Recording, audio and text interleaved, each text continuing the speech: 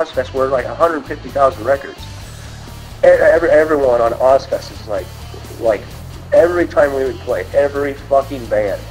I mean, we're talking even like Black Sabbath is over there, like, yeah, what right. in the fuck? And we, Out for Blood, hate everybody.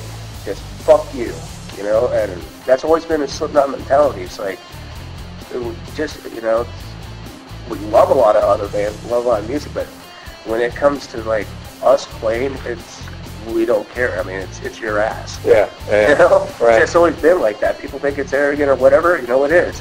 We believe in our craft. We believe in Slipknot. This is our fucking livelihood. And, you know, But now you've had a few years to be sort of used to it all, and you guys can just sort of fall back into being Slipknot guys again. Yeah. I'm assuming it's a different mindset from when you're walking around and you're just Joey doing your thing. Right. Now you got to be in Slipknot again. I mean, it's...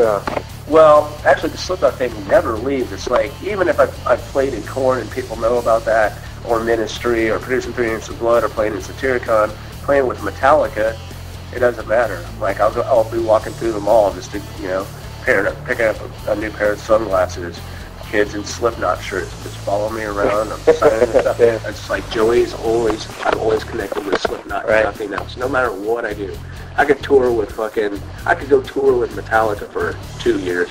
Yeah, it's Joey from Slipknot. That's all. That's what I am. And you know what? I'm perfectly content and happy with that. I think that this album is really going to maybe open up your audience too, because it's not... I mean, it's loud and heavy, but you got a melodicism. You got like this awesome retro thrash metal stuff in there. Yeah, a lot. A lot. We went back to our death metal and thrash metal roots. Yeah, we brought a lot of that back. So I think it's really going to knock. How much have you heard? Just the roughs? I heard the roughs. Cool. Played it for me last Went night. to hear Collins mix, dude.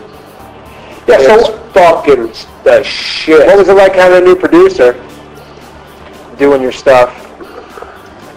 Do you think it... I think it's just each record was just trying to change it up a little bit. Yeah. But Dave was great, dude. Good experience? Yeah, he was great. Dave really, instead of like with Ross, where he would like kind of like rearrange songs, Rick really never rearranged jack shit. He just was focusing on the performance, and I mean he has that ear.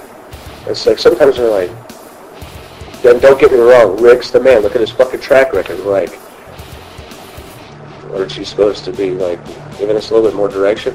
But he's an oracle in a weird way, because he knew exactly what tone, and I mean, just like nooks and crannies, like the spider webs, like in a fucking, you know, he like knew each like thing, and like what, I mean, he would make little tweaks, like from his house where he sits. He sits in like this library room, cross-legged with incense, and he sits like this. He's got prayer beads, and he's like this, right?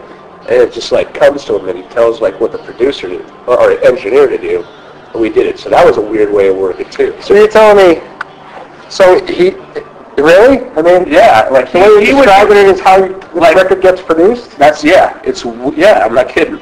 Like, That's really out there, man. That's like Phil Spector kind of. No, it is. It's Oracle fucking, it's like, I don't know what the fuck, but that's how he produces, man. Like, I mean, the people, you know, I'd be like, remember, does that strike you as like, does that make sense? I thought, you know, I'm like, well, at first I'm like, why is that motherfucker here? Like, he was there for my drum tracks, but that's where, like, I think where he was kind of, he wanted to make sure that the drum track felt right, because he laid on the couch, like in the control room with his prayer beads, and he has a mic. He sits there and he does all this kind of like spiritual shit, and right when he hears just, it could be just like the click of the snare, he'll stop and he'll concentrate just on that, and then he'll get the take, then he'll go home, and then we'll start tracking after that, and then he concentrates from this place in his house with tones, and he just tells the engineer. That's outstanding. That's really odd.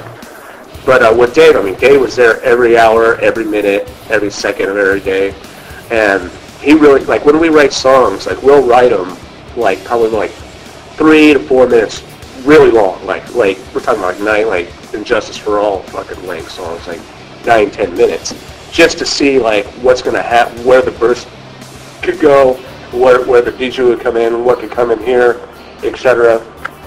And when he would help us. We'd get the song done, then we'd start. We'd actually record the whole song like that. Then we started cutting the song down. Yeah, chop it down. And really, the good thing about Dave, man, is that guy knows his tones, and we got finally, I mean, for me, I'm just saying, finally got the best drum sound I've ever had in my life. Finally, like, I've never been completely satisfied with the guitar sound on a Slipknot record. They always are aggro, and they always deliver what we wanted. This one is like, the guitars are like, there they are, finally. The bass, you can hear the percussion, everything is just like right there. It's finally the record that I've wanted to hear Slipknot sound like. Right. Yeah. You're the guy that, more than the other guys, it seems like, that likes to leave home and hit the road, right? Yeah. Well, yeah. I like, I don't like, I've been home too long. I'm ready to get the fuck out, So. I was talking to Con today and talking to Corey, and both of them going, I really don't want to leave home, but I know we're going to leave home. Yeah. You, on the other hand, are like, let's get the fuck out of here. Yeah, let's go, man. Yeah. There's a bus here yet? How long till the bus is here? What, man? Flying in early. I'll sleep on the bus. Yeah. I won't even sleep in my house. So you could stay out there. Dude, I'm so used to, I love the bus so much, like on Corn, we'd have really nice hotel rooms. I'd stay on the bus. Yeah. It's like, I don't know, I'm a road dog, man. That's why I just never stop. What's the female-male ratio in the crowds for Slipknot? Now? Yeah. Now, in the beginning, when we were playing with, like, Fear Factory and Cold Chamber and Machine Head, probably about 80% dudes, 20% chicks. Yeah. After Wait and Bleed and Duality, Before I Forget, and now it's about, I like to say 50-50, but I'll say 60-40. That's pretty good. That's almost. It's a lot better. There's a lot more females, and that's a definite sign of making it. There's a lot more females in the Slipknot crowd. It's weird. Like, some of our most insane fanatical fans are females. Yeah. Like, when we do in-stores, the guys don't freak me out. It's the females are the ones that I'm like, man. That's what I want to ask you, is that if, do you see signs of psychosis in some of your fans? Do people bring you skulls or check this out. Bullshit? Check this out, dude. Yeah, this was in somewhere in England. I can't remember the exact place. Either Birmingham or Oxford or somewhere. This girl shows up, and she always has the cutting fetish, right? And I'm talking, her arms are shredded. Right. I mean, all the way scarred up and down. Just disgusting. And I'm like, she brings me this, I don't know if it's a cow's heart or a goat's heart or something. And formaldehyde jar with a picture of me and her in it. Nice. Like, wrapped in, like, barbed wire. Yeah. And she's holding it, and her hands are bleeding, and she hands it to me with this really long, disturbing letter. And she's like, this is my heart, and it belongs to you. Yeah.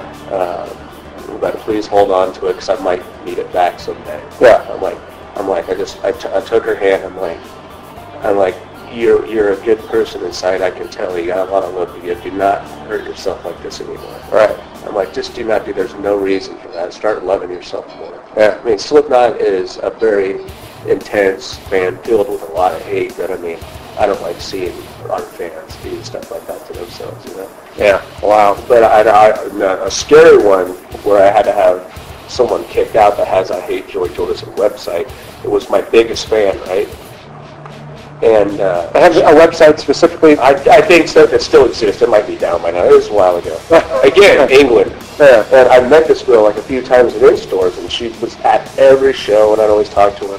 So once the Murder Dolls happened, and this Slipknot came back with Volume 3, and we're doing an in-store, she showed up in her coveralls and her Joey mask, but she was shaking furiously, right?